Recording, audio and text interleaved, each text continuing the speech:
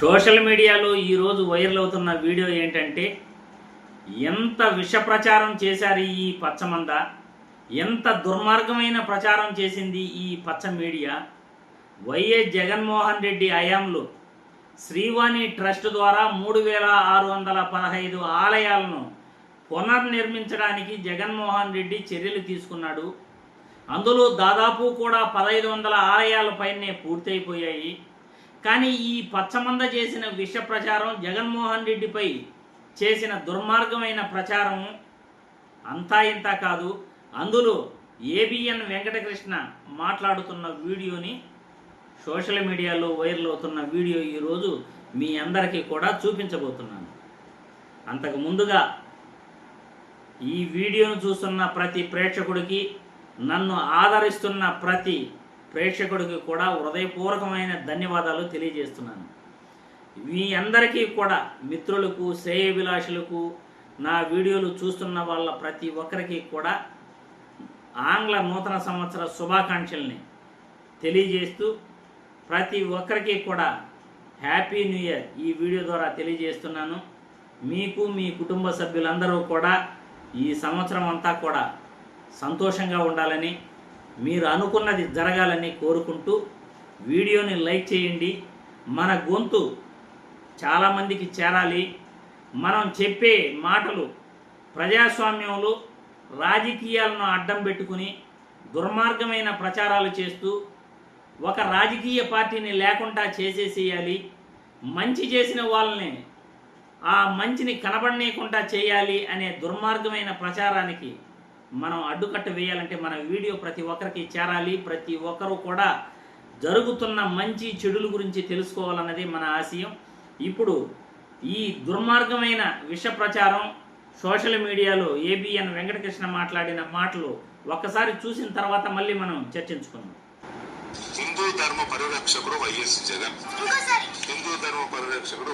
జగన్ బ్రహ్మోత్సవాల్లో అతి ముఖ్యమైన గరుడి సేవకు భక్తులందరూ వచ్చి దర్శించుకోలేరనే ఉద్దేశంతో వైఎస్ఆర్సీపీ ప్రభుత్వం ప్రతి పౌర్ణమికి పున్నమి గరుడ సేవ వచ్చేలా ఏర్పాటు చేసింది. రాష్ట్ర ప్రజల సంక్షేమాన్ని కాంక్షిస్తూ దేవాదాయ శాఖ ఆధ్వర్యంలో తొలిసారిగా జగన్ హయాంలోనే విజయవాడలో రాజశ్యామల యాగాన్ని 2014-19 మధ్య చంద్రబాబు హయాంలో దూపదీప నైవేద్య పథకాన్ని 1600 ఆలయాలకు పరిమితం చేస్తే, జగన్మోహన్ రెడ్డి వచ్చినాక 5350 ఆలయాల్లో అమలయ్యేలాగా చర్య. వంశపారంపర్య అర్చకత్వ హక్కులను గుర్తిస్తూ ఎండోమెంట్ ప్రాపర్టీ రిజిస్టర్లో ఆయా అర్చకుల పేర్ల నమోదుకు నిర్ణయం తీసుకున్నది వైఎస్ఆర్సీపీ ప్రభుత్వమే.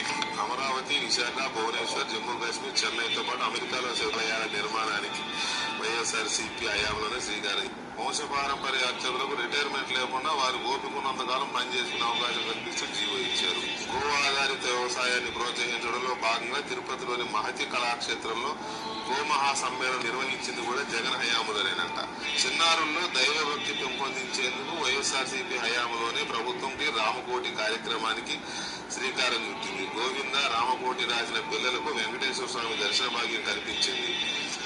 మరి బాబు, ఇవన్నీ ఎప్పుడు దొరికి నేను చూడలేదు, మా దృష్టికి రాలేదే. ఇన్వెస్టిగేట్ చేయాలి.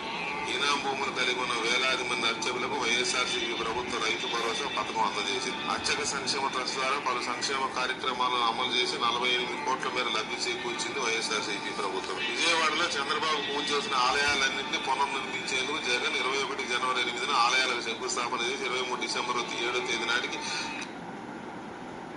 చూసారుగా, ఏబిఎన్ వెంకటకృష్ణ మాటల్లోనే మొత్తం జగన్మోహన్ రెడ్డి చేసిన కార్యక్రమాలన్నీ ఆయనే చదివి వినిపించడం జరిగింది. హిందూ ధర్మ పరిరక్షకుడిగా జగన్మోహన్ రెడ్డి 3615 ఆలయాలను ఆయన పునర్నిర్మించడం జరిగింది.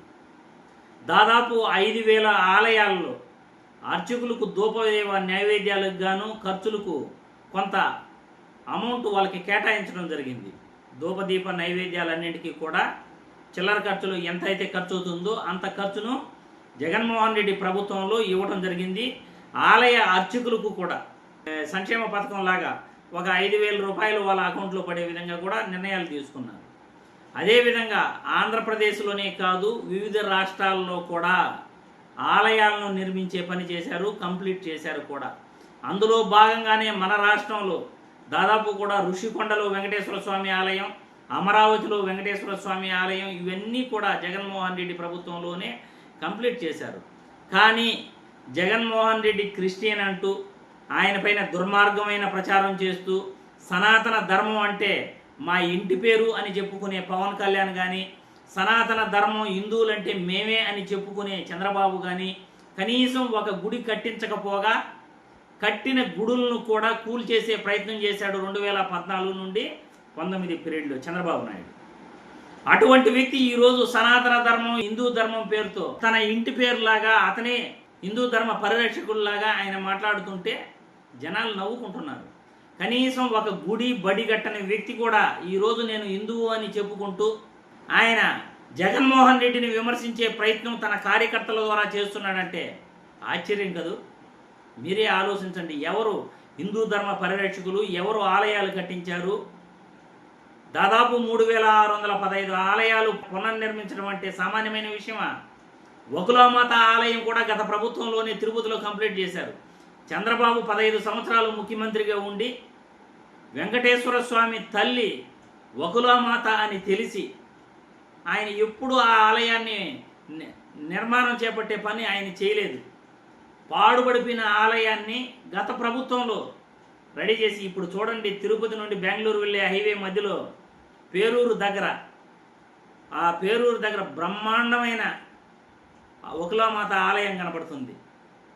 సాయంత్రం అయితే లైటింగ్స్తో కనబడుతుంది. ప్రతి ఒక్కరూ కూడా తిరుపతి వచ్చిన వాళ్ళు ఆ ఆలయాన్ని కూడా మీరు దర్శించవచ్చు.